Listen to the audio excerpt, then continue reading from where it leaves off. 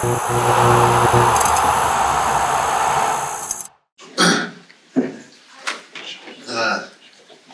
you what, we did some things tonight that I didn't think we did correctly in our last game against Charlotte. One of the things that we stressed the last couple of days is being active with our weak side defense, in particular the low guy. And we picked up a couple of charges because of it. Keegan got defensive player of the game because he picked up 2 charges just being in the right position. I told him next time though, try to keep his eyes open when he takes a charge. But we got a ton of great performances, and even guys that are kind of under the radar. You know, Davion had a good game. I'm not real big on the plus minus, but when I looked at this thing and I saw he was plus 22 in a short amount of time, it was great to see. But as quiet as kept too, Malik. Malik only took 3 shots. He only played 18 minutes. But I thought his ability to get into the paint and spray the ball to guys to get wide open looks was unbelievable. He had 6 assists, 1 turnover. His minutes were fantastic offensively, and I thought his impact was huge because of it. But you look at a guy like Domas, and he's flirted with triple doubles all year, and for him to get one as I guess pronounced as he got tonight. 13, 12, and 21. He's been rebounding the crap out of the ball. The man just plays so hard, and it's evident because it shows up in whatever he does out on the floor. Even if he didn't get stats, how hard he plays is it's unbelievable to me, but it's phenomenal for us. Mike, you had 4 of your starters go for 20, and the other guy had a triple-double. Just like, how impressive is that starting unit, and how much are they starting to sort of mesh together? You know, they've done a pretty good job the whole year. I don't know, we're top 5, I think, offensively, and obviously it has a lot to do with them. Malik has been really, really good for us off the bench too, so you got to throw his name in that mix. The thing that I like, at least that I felt tonight, our guys are just starting to hit singles. We've been preaching the whole time we've been here is hit singles with the right spacing, and if we do that with the shooters that we have and the guys that can play make, the ball's going to go in the hole. We're going to get great looks. We're going to score a lot of points, and a lot of it has to do with those 5 guys starting, and you throw Malik in that mix too because he could easily start. Based on some of the things you were emphasizing in the film session, did you see those kind of correct themselves in this game tonight? Yeah, and the biggest one was our low man, especially in pick and roll situations. We wanted to try to limit their points in the paint, which is what we did. I thought we did a decent job of getting out to 3-point shooters too.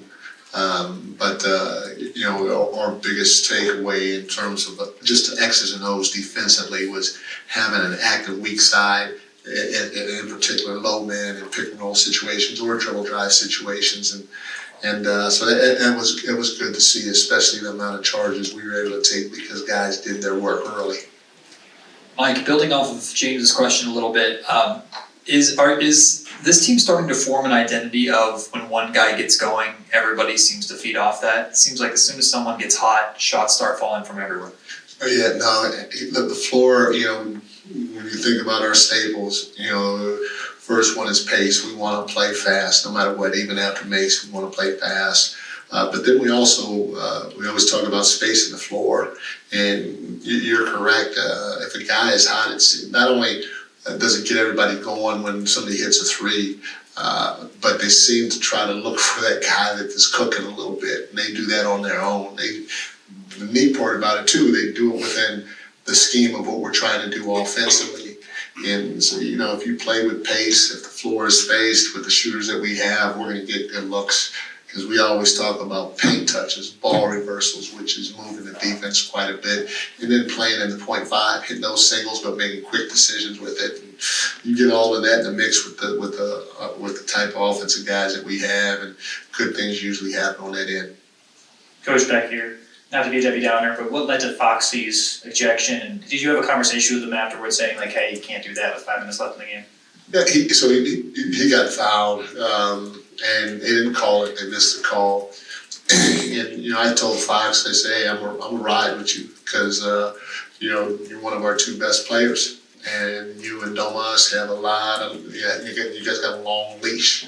And, but in the same breath, it's a great learning experience, because you can't have that. It's a situation we're up, 17, 16, something like that, I don't even know. But it could have easily gone to 9 or 8, with 3 minutes to go, and now they have the momentum. And we need you on the floor at that time, just as much as them being able to cut the lead. So it's great that he and the rest of us can learn in a win. But I think he knows that he's got to be better for us in that situation if he's put it in again. All right, last 2, Jason. Mike Keegan didn't tell us he was DPOG. Maybe next time you send him in here with the chain on. Yeah, I think from what I heard, this is rumor mill now, and I don't usually get in the rumor mill, but I'm gonna get into it tonight because we won. I heard he broke it. Yeah. So it's going to eat into his lottery money a little bit if he did. And then the second thing, I don't know if he wanted to bring it up because. When we handed it out to I think it's been Domas and it's been HB, they've had a lot of swag when they put it on, and literally they put the chain on Keegan, and Keegan just stood here like this. And so they were like, have some swag, do something. And so Keegan was like, come on over. And he just stood there. So he might not want to bring it up because if you ask his teammates about his swag after it went across his neck, he might get killed a little bit. Swag. Well, we'll have to find out how he broke it then. That's just rumor mill, I'm not sure. I already tweeted it, so. What did you think of Nimi's minutes and what he gave you off the bench tonight? I thought Nimi was pretty good. I thought he was a presence around the rim. I thought he did a pretty good job of not fouling and just playing big. He was obviously he was a vertical threat for us.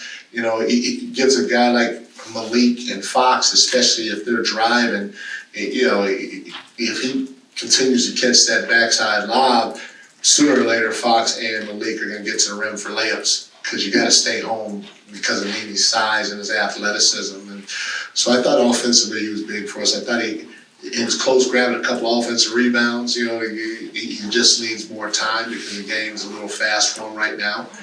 If he gathers those offensive rebounds, he probably has a great game. But the biggest thing was I thought he was pretty good defensively. He didn't foul, and he was a great vertical threat for us at the rim on the backside.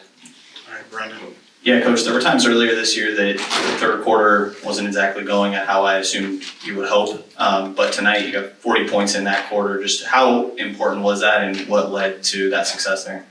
I thought we just got out. Our pace was really good, but our pace was good and we were able to get out because I thought we got stops in that quarter. We didn't do a great job defensively, tonight overall, but we did obviously a good enough job to win. But I thought in that third, just our ability to get timely stops and then get out and push the pace led to some really, really good looks for us. And again, guys sharing the basketball can result or lead to some good things for us because we got a lot of shooters on the floor. All right, thank you, Coach. Thank you, guys. Thank you.